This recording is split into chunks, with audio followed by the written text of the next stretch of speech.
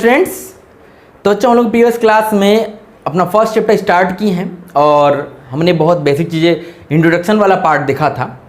अब थोड़ा आगे बढ़ते हैं और आज हम लोग पढ़ते हैं कि कोई भी फिजिकल क्वांटिटी जो होती है, कहोगे सर ये फिजिकल क्वांटिटी क्या होती है?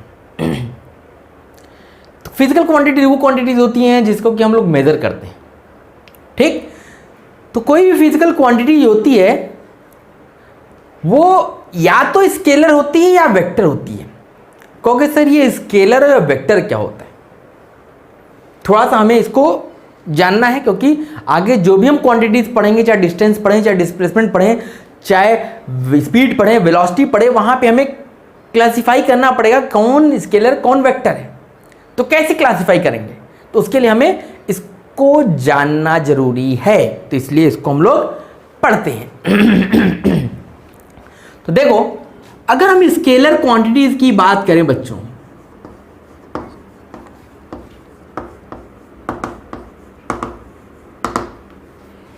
स्केलर क्वांटिटीज वो क्वांटिटीज होती हैं जिसको रिप्रेजेंट करने के लिए केवल और केवल मैग्नीट्यूड की जरूरत पड़ती है। कहोगे सर नया नया नाम लेके आ रहे हो आप, कभी कह रहे हो कि फिजिकल क्वांटिटी, कभी आप स्केलर नाम ले रहे हो, कभी आप कह रहे हो मैग्नीट्यूड, ये क्या क्या घुसेड़े रहे हो? नहीं बच्चों देखो, scalar quantities the physical quantity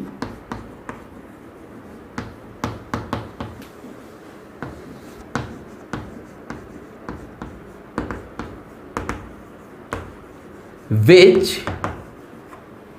can be expressed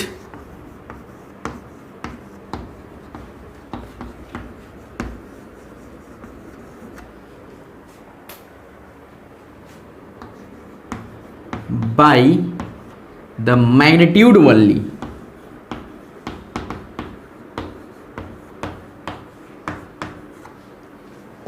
Are known as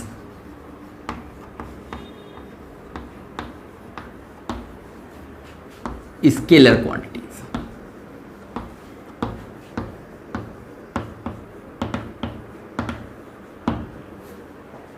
अब मैं इसको समझाता हूं आपको, इस मैग्नीट्यूड का क्या मतलब है।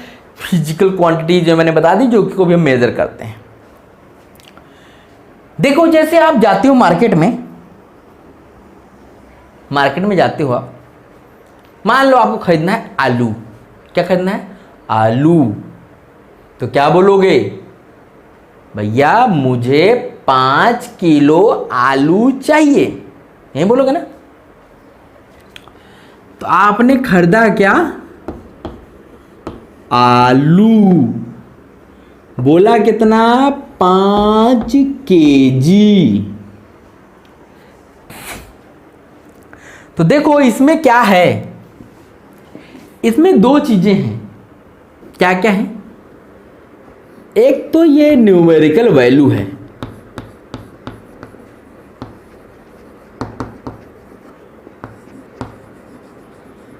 न्यूमेरिकल वैल्यू है, और ये क्या है? ये है यूनिट। और ये पूरा क्या है? ये है मैग्नीट्यूड।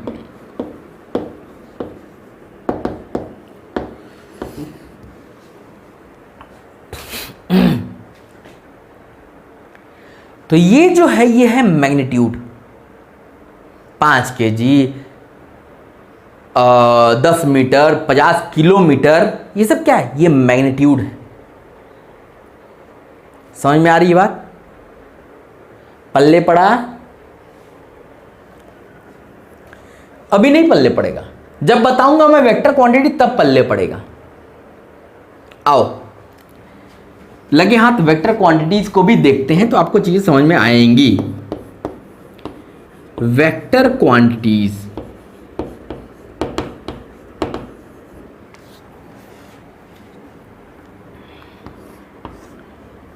तो वेक्टर क्वांटिटीज क्या होती हैं? The physical quantity that is defined by its magnitude as well as its direction. The physical quantity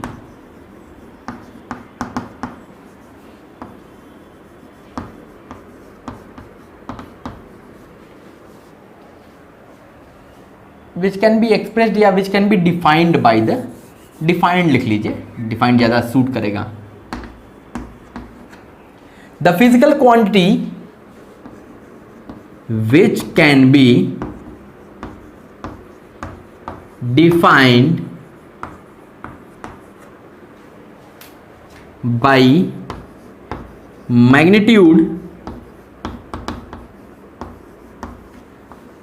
as well as direction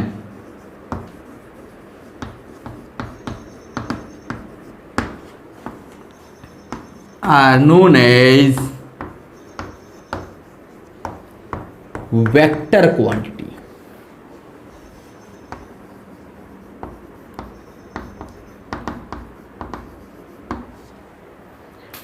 जिस फिजिकल क्वांटिटी को रिप्रेजेंट या डिफाइन करने के लिए हमें मैग्नीट्यूड के साथ साथ डायरेक्शन की भी जरूरत पड़ती है, उसको हम लोग बोलते हैं वेक्टर क्वांटिटीज. जैसे इसमें एग्जांपल स्केलर वाले में लिख लो, जैसे डिस्टेंस,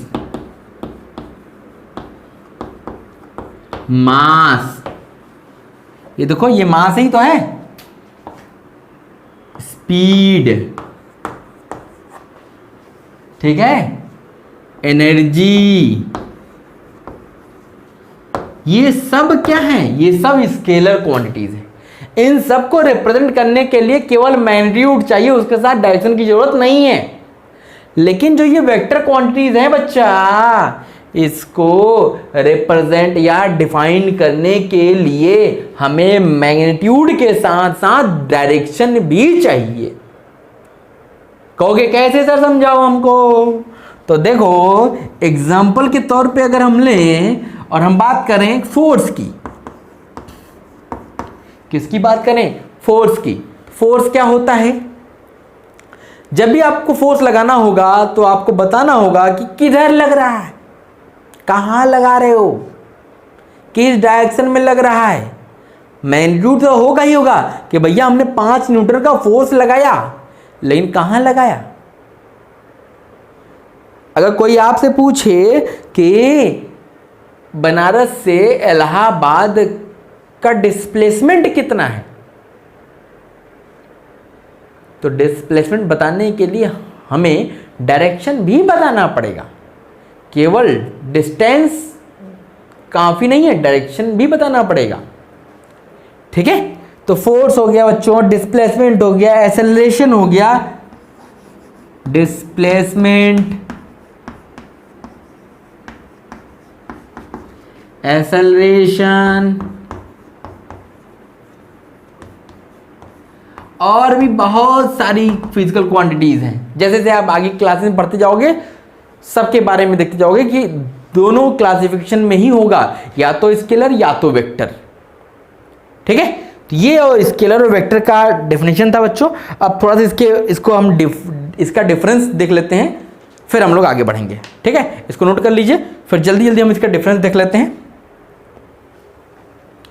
फिर आगे बढ़ते हैं अपनी.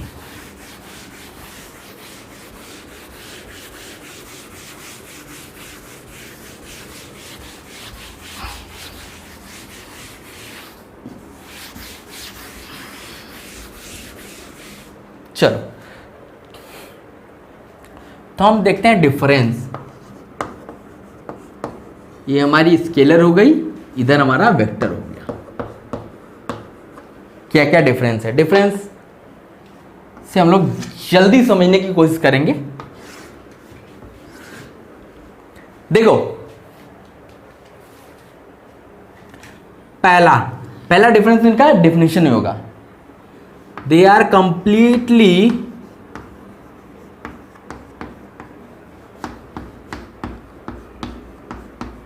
specified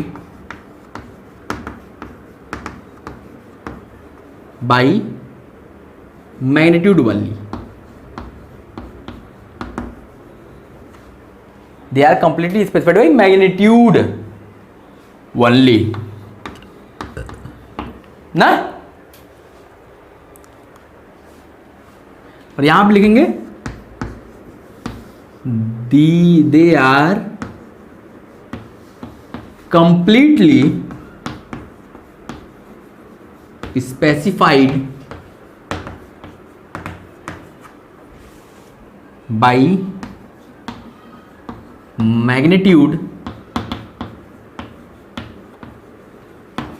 as well as direction।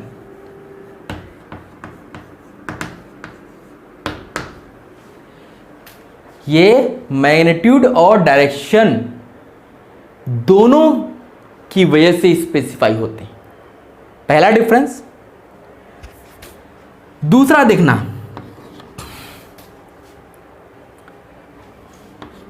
These quantities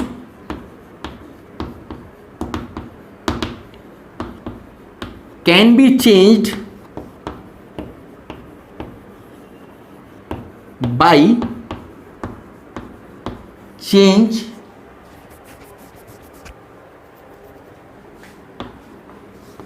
in their magnitude only।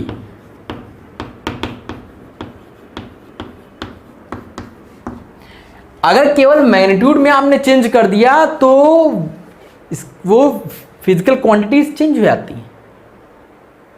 केवल मैग्नीट्यूड में चेंज करने से फिजिकल क्वांटिटीज चेंज हो जाती हैं, लेकिन यहां पे क्या होगा, the quantities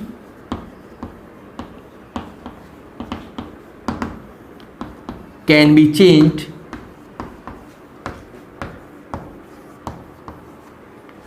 either by change in magnitude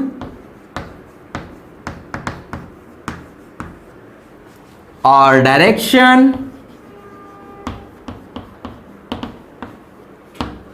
or both। In quantities को अगर आपको चेंज करना है तो या तो डायरेक्शन चेंज कर दो तो चेंज हो जाएंगी, या मैग्नीट्यूड चेंज कर दो तो भी हो जाएगा, या दोनों चेंज कर दिया तो भी हो जाएगा। इसीलिए मैंने मोशन को डिफाइन करते वक्त मैंने आपको क्या बोला था, an object is said to be in motion if its position is changing with respect to time, और its direction is changing with respect to time, और its position and direction both changing with respect to time. ठीक है, तो ये हमारा vector हो गया। अब देखो तीसरा डिफरेंस क्या होगा, तीसरा डिफरेंस होगा, इनको अगर ऐड या सब्ट्रैक्ट करना है तो सिंपल अलजेब्रा यूज करते हैं। For addition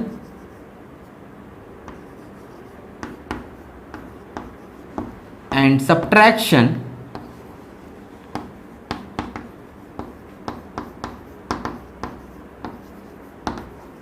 simple algebra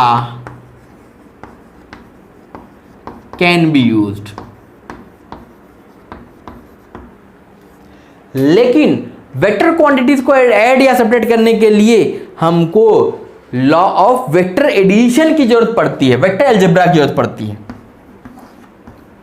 for addition और सब्ट्रैक्शन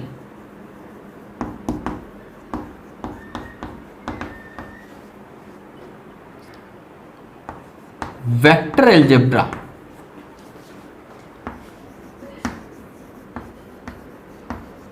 या लॉ ऑफ वेक्टर एडिशन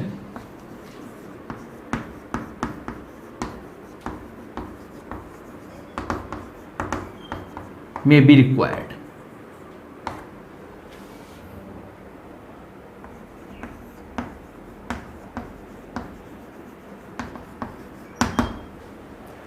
मतलब वेक्टर्स को आप ऐसे ही नहीं ऐड कर सकते कि इधर से उठाए इधर दो और दो चार जोड़ के बता दिया, नहीं। हाँ, स्केलर क्वांटिटीज को आप 2 किलोमीटर और 5 किलोमीटर जोड़ के 7 किलोमीटर बता सकते हो, लेकिन वेक्टर क्वांटिटीज को आप 2 न्यूटन 5 न्यूटन को जोड़ के 7 न्यूटन नहीं बता सकते। अब 2 न्यूटन नॉर्थ होगा और 5 न्यूटन अगर साउथ में होगा तो अब इसका रिजल्टेंट कुछ और आएगा। आप क्या बताओगे? 2 न्यूटन नॉर्थ 5 न्यूटन साउथ, तो अब इनका रिजल्टेंट कितना ऐड करोगे कितना आएगा? किधर बताओगे? तो ऐसा नहीं बोल दिया 7 न्यूटन। अरे किधर, वो ही पूछ रहा है 7 आएगा भी कि नहीं आएगा? नहीं आएगा। तो ये वेक्टर अलजेब्रा यूज करता है एडिशन सब्ट्रैक्शन के लिए, हमें वेक्टर अलजेब्रा की जरूरत पड़ती है। लेकिन स्केलर क्वांटिटीज को ऐड या सब्ट्रैक्ट करने के लिए सिंपल अलजेब्रा जो एडिशन सब्ट्रैक्शन मल्टीप्लिकेशन डिवीजन हमारे पास है उसी से हमारा काम हो जाता है। तो ये बेसिक चीजें थी, इसको जानना जरूरी था। हाँ, इसको हम लोग डीप में 11th क्लास में पढ़ते हैं। वेक्टर के बारे में पूरा 11th में एक चैप्टर है, तो वहां पे हम लोग इसको देखेंगे। अभी हमको बस इतना पता होना चाहिए कि किसी भी फिजिकल क्वांटिटीज को रिप्रेजेंट करने के लिए केवल मैग्नीट्यूड की जरूरत पड़े तो स्केलर, मैग्नीट्यूड और डायरेक्शन दोनों की जरूरत पड़े तो वेक्टर, बस इतना ही हमें चाहिए अभी। ठीक है, तो चलो अगली क्लास में मिलते हैं, फिर इसके आगे की चीजें कंटिन्यू करते हैं। Okay, thank you.